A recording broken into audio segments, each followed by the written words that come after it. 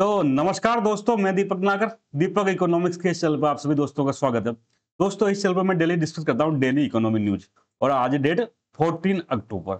दोस्तों, आज एक इंपॉर्टेंट न्यूज आई है रिगार्डिंग नोबेल अवार्ड। बेसिकली जो इकोनॉमिक्स के फील्ड में जो नोबेल अवार्ड दिया जाता है उसका अनाउंसमेंट हो गया। 3 लोगों को क्या हुआ, इकोनॉमिक्स का अवार्ड इस बार जो नोबेल अवार्ड है बेसिकली दिया गया है। नोबेल प्राइज न्यूज पढ़े आप, Nobel prize in economics 2025 awarded to Joel Mokyr, Philippe Aghion and Peter Howitt. In 3 economics को दोस्तों इस बार इकोनॉमिक्स का नोबेल अवार्ड दिया गया। तो आज हम थोड़ा सा डिटेल में जानेंगे नोबेल अवार्ड क्या होता है, कब से इसकी स्टार्टिंग हुई, क्यों दिया जाता है और इतना इंपॉर्टेंस क्यों है इसको, इस बारे में सब में हम डिटेल में डिस्कस करेंगे। सबसे पहले दोस्तों, आप सबने से शायद ही कोई होगा जिसने नोबेल अवार्ड का नाम नहीं सुना होगा। दुनिया में सबसे प्रेस्टिजियस अवार्ड है, सबसे प्रेस्टिजियस, इससे ज्यादा प्रेस्टिज दुनिया में कोई भी अवार्ड की नहीं। इस नोबेल अवार्ड से सम्मानित होना सबसे प्रतिष्ठा की बात है। तो दोस्तों, इस नोबेल अवार्ड के बेसिकली इसकी हिस्ट्री के बारे में जानते तो ये बेसिकली इसका नाम ही स्पष्ट है, एक अल्फ्रेड नोबेल थे। आप सबने अल्फ्रेड नोबेल का नाम कुछ ने सुना होगा। बेसिकली आपने डायनामाइट का नाम सुना होगा। डायनामाइट का नाम सुना, एक विस्फोटक होता है बेसिकली, जो खजाना वगैरह खोदते हैं तो वहां काम आता है। तो ये डायनामाइट की खोज करी थी अल्फ्रेड नोबेल ने। एक केमिस्ट थे, बेसिकली क्या थे, एक केमिस्ट थे, स्वीडन के थे। स्वीडन के केमिस्ट थे और ये बेसिकली इनोवेटर थे और बड़े एक एंटरप्रेन्योर भी थे, काफी बड़े बिजनेसमैन थे, काफी ज्यादा पैसे वाले थे। तो इनके दोस्त, इनको डेथ के बाद इन्होंने एक अपनी विल करी। इन्होंने कहा कि मेरी मृत्यु के बाद जितनी मेरी संपत्ति बच रही है उस संपत्ति से क्या गया अवार्ड देना घोषित किया जाए। जो दुनिया भर में जो अपने अपने फील्ड में अच्छा काम कर रहे हैं ऐसे लोगों को क्या किया जाए, उस पैसे से अवार्ड किया जाए। तो बेसिकली इन्हीं की इसी सम्मान में 1901 से ये जो बेसिकली नोबेल अवार्ड देना शुरू किया गया। इसको जो अनाउंस किया जाता है basically royal Swedish academy of science, एक संस्था है दोस्तों स्वीडन में, royal Swedish academy of science. ये हर साल इसकी क्या करती है, घोषणा करती है नोबेल अवार्ड की। और इसको जो बेसिकली जो इनका फंड था ना, जो पैसा था, उसको संचालन करने के लिए एक नोबेल फाउंडेशन बनाया गया। भाई जो ये विल करके गए थे उसमें काफी बड़ी प्रॉपर्टी छोड़ के गए थे, उसी पैसे से क्या करना था, नोबेल अवार्ड का पेमेंट होना था। तो इसके लिए दोस्तों एक नोबेल फाउंडेशन बनाया गया था, जिसको आज भी इसमें जो इनका पैसा है उसको एडमिनिस्ट्रेशन करता है। लेकिन बेसिकली जो अनाउंसमेंट करते हैं वो royal Swedish academy of sciences करती है। तो ये दोस्तों इसमें टोटल 6 फील्ड में, टोटल 6 फील्ड में या 6 सेक्टर में या 6 जो क्षेत्र में दोस्तों नोबेल अवार्ड दिया जाता है। लेटेस्ट में न्यूज चल रही है, अक्टूबर का पूरा महीना इसी में कट जाता है। नोबेल अवार्ड में किसको क्या मिला, किसको क्या मिला।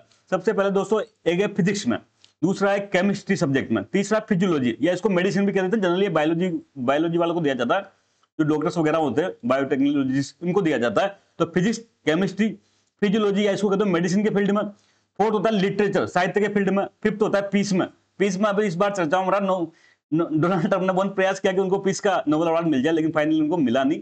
तो 5 तो ये हो गए दोस्तों। बेसिकली 5 के थ्रू में जब 1901 में स्टार्टिंग हुई थी तब शुरुआत में टॉप इक्वल 5 सेक्टर में या 5 फील्ड में ही नोबेल अवार्ड दिया जाता है। लेकिन बाद में 1968 में दोस्तों ये जो स्वीडन का एक बैंक है, स्वीडन का सेंट्रल बैंक है स्वीडिश बैंक, इसने ये इकोनॉमिक साइंस करके एक नया जो इसमें सेक्टर को जोड़ा। अब ये टोटल 6 सेक्टर में दिया जाता है, 6 फील्ड में दिया जाता है।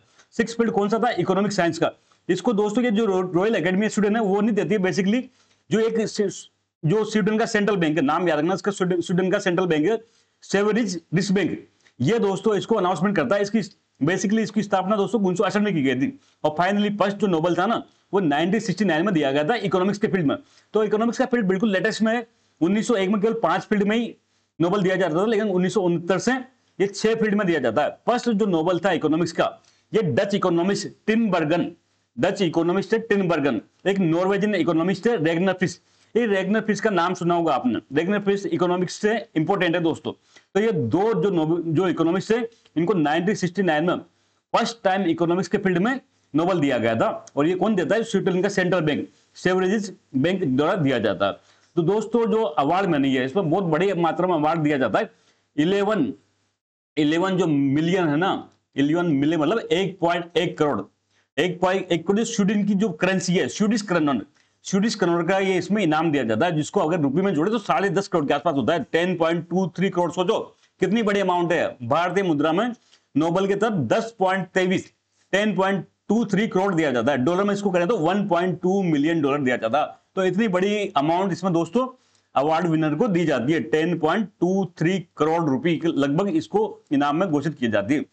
और बेसिकली स्वीडिश करोड़ में देखें तो हमें 11 मिलियन स्वीडिश करोड़ में दी जाती है। ठीक है बात यहां तक।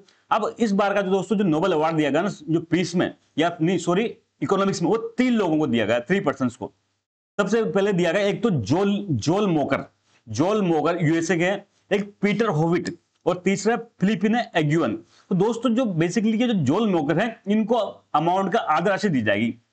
देखो 3 लोगों को दिया तो अमाउंट की टोटल राशि से कैसे डिवाइड किया जाएगा? हो सकता है तीनों को बराबर बराबर दिया जाए, 1/3 1/3 1/3।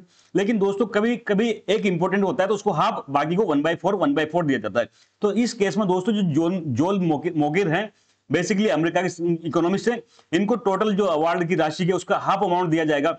बाकी जो 1/4 ये 2 लोगों को, पीटर होविट ये भी बेसिकली अमेरिकन इकोनॉमिस्ट है, और एक फिलिपिनो एग्यूअन ये यूके के इकोनॉमिस्ट है, इनको 1/4 दिया जाएगा। तो ये भी याद रखना दोस्तों। इट मींस चूंकि हाफ अमाउंट किसको जा रही है, जोल मोगिर को दी जा रही है, तो इसका मतलब इन तीनों में ये बड़े नाम है, जाहिर सी बात इनका काम इंपॉर्टेंट है। तो ये 3 आप ध्यान रखना। अब इनको क्यों दिया जा रहा है? तो इनको दोस्तों जो दिया जा रहा है, बेसिकली इन्होंने एक रिसर्च करी थी, इनोवेशन ड्रिवन इकोनॉमिक ग्रोथ। भाई जो इकोनॉमिक ग्रोथ आप सबने देखा होगा, नाम सुना होगा, मैंने भी कई बार पढ़ाया, सस्टेनेबल ग्रोथ के बारे में मैंने बताया। तो ये सस्टेनेबल ग्रोथ कैसे होती है, इसके लिए इनोवेशन का क्या रोल होता है, इस सब के बारे में इन्होंने रिसर्च करी। उस रिसर्च को आधार पर इनको नोबेल अवार्ड फाइनली दिया गया। बेसिकली जो एगियन जो यूके के इकोनॉमिस्ट थे और होविट थे, इन्होंने एक स्टडी करी थी, बेसिकली एक स्टडी करी थी 1992 में, एक क्रिएटिव डिस्ट्रक्शन। एक इकोनॉमिक्स में सिद्धांत चलता है क्रिएटिव डिस्ट्रक्शन। क्रिएटिव डिस्ट्रक्शन कुछ नहीं, भाई लैपटॉप आएगा तो कंप्यूटर को जाना पड़ेगा, नई कोई चीज की खोज होती है तो पुरानी चीज को जाना पड़ता है, इसी को कहते हैं क्रिएटिव डिस्ट्रक्शन। नई चीज जैसे इनोवेशन होता है, नया मोबाइल होता है तो पुराने मोबाइल को भूलना पड़ता है, वो उसका क्या होता है, डिस्ट्रक्शन होता है। तो ये कंसेप्ट दोस्तों बेसिकली इन्होंने क्या किया था, जो इकोनॉमिक्स के सिद्धांत है क्रिएटिव डिस्ट्रक्शन। जब विकास के दौर में क्या होता है, क्रिएटिव डिस्ट्रक्शन होता है, कुछ नया बनने के लिए कुछ पुराने को खोना पड़ता है। तो इसके लिए बेसिकली इन्होंने क्या किया था, 1992 में एक मैथमेटिकल मॉडल दिया था। तो ये इनका ये काफी अच्छी रिसर्च थी। इसी रिसर्च के आधार पर 1992 की रिसर्च के आधार पर आज 2025 में इनको क्या किया गया है, नोबेल अवार्ड से सम्मानित किया गया। तो ये 2 तो हो गए, पीटर होविट एंड फिलिपिनो एग्यूअन, इनको दिया गया बेसिकली क्रिएटिव डिस्ट्रक्शन के लिए। और जो जोल मोगिर है, जोल मोगिर ने दोस्तों एक कंसेप्ट दिया था, basically pre requisite for sustain growth through technical progress. तो सस्टेनेबल जो ग्रोथ होती है उसके लिए टेक्निकल प्रोग्रेस का क्या क्या पूर्व शर्तें होती है, ये इन्होंने अपना रिसर्च पेपर में बताया था। इसी के लिए इनको क्या किया गया, नोबेल अवार्ड से सम्मानित किया गया। तो दोस्तों ये था पूरा मैटर। आज के लिए इतना ही, जल्द मिलेंगे, तब तक के लिए थैंक यू, जय हिंद।